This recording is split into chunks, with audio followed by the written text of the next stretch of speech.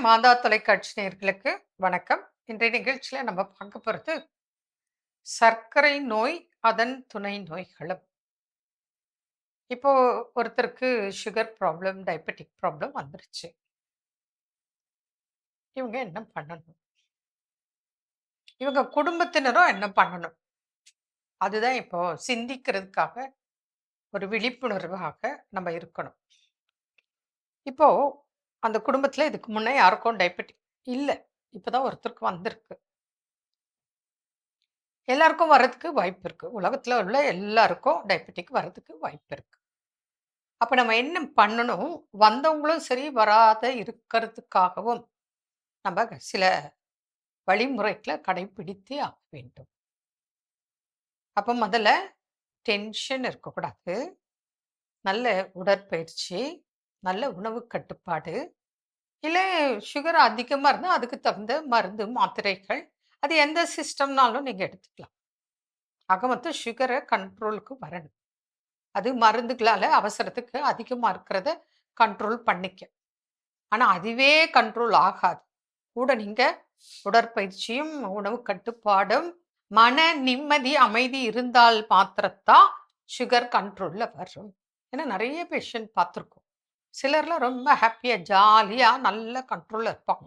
சிலர் வருவாங்க, வரும்போதே சலிச்சு அழுத்து பேசுவாங்க. கஷ்டமா பேசுவாங்க. என்னன்னு பார்த்தா, "நான் டயட் இருக்கேன். நான் ஒழுங்கா மருந்து மாத்திரை எடுக்கிறேன். நான் வாக்கிங் போறேன். ஏன் எனக்கு கண்ட்ரோல் வரல?" நான் கேட்பேன். தேவையில்லாத சிந்தனை, கவலை வச்சுக்கிட்டா சுகரு குறையாது. ஆமாங்க. ஒரே டென்ஷன்ங்க. நெறைய பிரச்சனைகள். யாருக்கு தான் பிரச்சனை இல்ல? பிரச்சனைய தூக்கி அங்கேயே வச்சிரணும். புரியுதுங்களா? இங்க மைண்ட்ல போட்டு உள்ள ஏத்தி டென்ஷன் ஆயி, சுரப்பிகள் தாறுமாறா இப்போ ஒண்ணும் இல்ல. நீங்களே வர்றீங்க. இப்ப நம்மளே ஒரு இடத்துக்கு போறோம். அப்படி வச்சுக்கலாம். நம்மள அன்பா சிரிச்சுட்டு, "வாங்க, உட்காருங்க. என்ன வேணும்?" அப்படின்னு விசாரிக்கும்போது, நமக்கு மைண்ட் எப்படி இருக்கும்? கூலா இருக்கும், ஹேப்பியா இருக்கும்.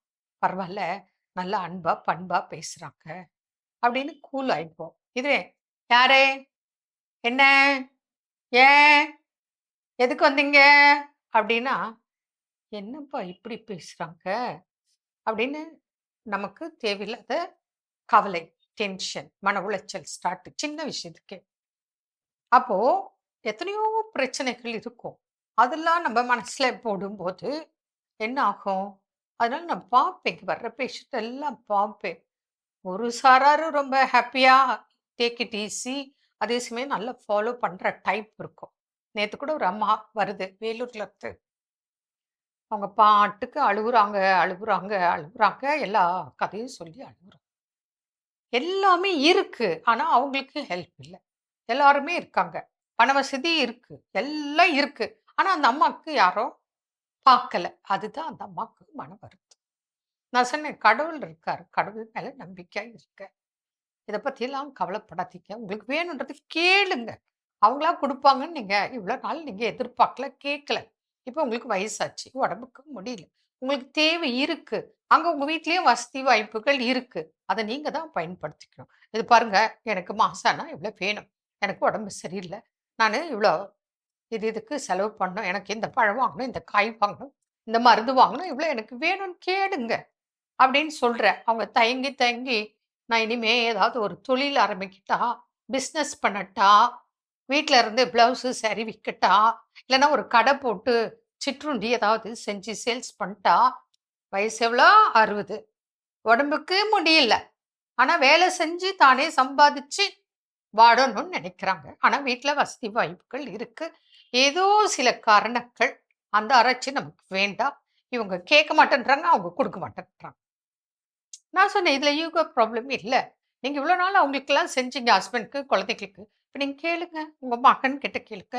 ஹஸ்பண்ட் கிட்ட கேளுங்க. உங்களுக்கு என்ன வேணும் கேளுங்க. எனக்கு இது இது இல்லன்னா வாங்கி குடுங்கன்னு சொல்லுங்க. நீங்க பணமே கேட்க வேண்டாம். எனக்கு இது இந்த காய்கறி, இந்த பழங்கள் எனக்கு டயட்டுக்கு வேணும். இது பாருங்க மருந்து லிஸ்ட் குடுத்துருக்கேன். இந்த மருந்து வாங்கிட்டு வந்து குடுன்னு சொல்லுங்க." முடிஞ்சிருச்சு. ரொம்ப சிந்திக்காதீங்க. மனசுல இருந்து தூக்கி எறிங்க. கடவுள் நம்பிக்கையோட செயல்படுங்க. இப்படித்தான் நெறைய பேரு மன உளைச்சல்னால சுகர் கண்ட்ரோல் இல்லை. அதனால அது வழிமுறைகள கடைப்பிடிக்கணும். சரி. இது கடைப்பிடிக்கல. சுகர் கண்ட்ரோல்ல இல்ல. அடுத்தது பிபி வரலாம். ஹார்ட் ப்ராப்ளம் வரலாம். ஸ்கின் ப்ராப்ளம் வரலாம். அதுக்குள்ள வயசாகும். மூட்டு தேய்வு, எலும்பு தேய்வு, எத்தனையோ பிரச்சனைகள். புரியுதுங்களா? கடைசியா இது எங்க கொண்டு போய் விடும்? ஒண்ணு பக்கவாதம், அல்லது ஹார்ட் அட்டாக்கு, அல்லது கிட்னி ஃபெயிலியர். 3ல எதுலயாவது கொண்டு போய் வச்சுடும். இதையும் மீறி சிலருக்கு கேன்சர். அது எதனால வருது? யாருக்கு வருது? எப்போ வருது? தெரியாது. அதனால எப்பவுமே நமக்கு ஒரு பிரச்சனை இருக்கா கண்ட்ரோல் பண்ணிக்கணும். அதேபோல அந்த குடும்பத்தில உள்ளவங்க வராமல் பாதுகாக்க, அவங்களுக்கு இருக்கு, அவங்க கடைபிடிக்கிறாங்கன்னா, எனக்கு இல்ல, ஆனா வரக்கூடாது. அப்படின்னு இப்பத்துல இருந்தே அந்த உணவு கட்டுப்பாடு, உடற்பயிற்சி, மனப்பயிற்சி, டென்ஷன் ஆகாம இருக்கிறது, எல்லாம் ஃபாலோ பண்ணா, இப்போ ஒரு 20, 25 வயசுல வர்ற சுகர் ப்ராப்ளம் உங்களுக்கு ஒரு 60 வயசுல வரலாம். இல்ல வராம கூட அதாவது ஒண்ணு தள்ளி போடலாம், அல்லது வராமலேயும் பாதுகாக்க முடியும். ஏன்னா, அந்த கட்டாயத்தில தான் இன்னைக்கு நம்ம மக்கள் பாதிப்புல இருக்காங்க. அதனால சுகர் ஒண்ணு கண்ட்ரோல் இல்லன்னா, இத்தன துணை நோய்கள் வரும். ஒரு சிலரு எலும்பு தோலுமா அண்டர் வெயிட் ஆயிடுவாங்க. ஒரு சிலர் சுகர்னால ஓவர் வெயிட் போட்டு ஒபிசிட்டி ஆயிடுவாங்க. இதே சின்ன யங்ஸ்டர்ன்னு வச்சுக்கங்க. ஏன்னா வராங்க கப்பிள்ஸு இன்ஃபெர்டிலிட்டிக்கு. பார்த்தா 2 பேருக்கும் டயபெட்டிக். அப்ப அதுவும் ஒரு எத்தனையோ காரணங்கள் அதுவும். தைராய்டு ஒரு பிரச்சனை, பிசிஓடி பிரச்சனை, சுகர் ஒரு பிரச்சனை. புரியுதுங்களா? இர்ரெகுலர் பீரியட் பெண்களா இருந்தா, ஆண்களுக்கு கவுண்ட் மொட்டிலிட்டி பிரச்சனை, லோ கவுண்ட் இல்லன்னா மொட்டிலிட்டியே இல்ல, நில் கவுண்ட் எத்தனையோ இஷ்யூஸ் இருக்கு. அதனால டென்ஷனே இருக்கக்கூடாது. உங்களுக்கு சுகர் இருந்தா, அத கட்டுக்குள்ள வச்சுக்க வழிமுறைகள் இருக்கு. 50, 60 ஆண்டுகளாக சுகர் பேஷண்ட் இருக்காங்க. ஆனா கண்ட்ரோல்ல வச்சிருக்காங்க. நல்லா இருக்காங்க. இதே நீங்க கிட்னி ஃபெயிலியர் வந்தால், அத்தன ஆண்டுகள்லாம் நிச்சயமாக வாழ வாய்ப்பே இல்லை. யாரோ ஒருத்தர் லட்சத்துல ஒருத்தர், கோடியில ஒருத்தர் எனக்கு தெரிஞ்சு ஒருத்தர் ஒரு பிரச்சனையில அவருக்கு வந்து ஏதோ இஷ்யூ, ஹெல்த் இஷ்யூ. கிட்னி மாத்தி வச்சிருக்காங்க. 30 இயர்ஸா நல்லா இருக்காரு. எனக்கு தெரிஞ்ச அவரு ஒரு நபர் தான். மீதிலாம் 5 வருஷம், 6 வருஷம் எக்கச்சக்க பிரச்சனை.